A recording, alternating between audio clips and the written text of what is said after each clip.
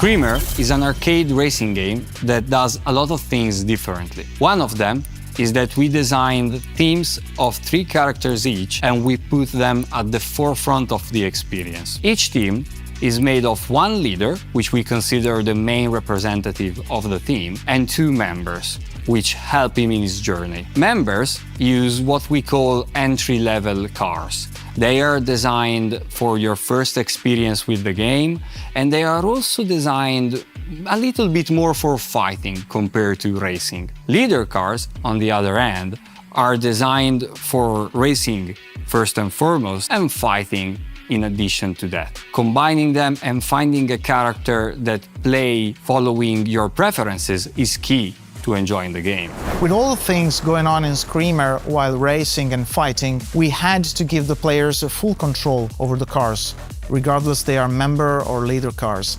So we thought about achieving a perfect drift system with a twin stick control. So with the left stick, you control the steering. You can take very clean and fluid corners, sweeping and tweaking the line of the car. But if you need something more radical, and quite often you'll need to do so, to change the direction or to drift around corners or to engage other cars in the fighting part, you'll use the right stick. That triggers the drift mechanic separately from the steering one. So you can interact them, so you can drift, steer, or correct the drifting with the steering part. So you can achieve complete control over your car. The difference is really remarkable because usually you need to enter in other games the drift state, typically using the brakes. But it's very hard to understand when to do so and how to do it precisely and how to exit the drift. While in Screamer you have complete control over the 2 phases and you can blend them seamlessly, achieving a total control over your car. The twin stick is just one of our gameplay systems.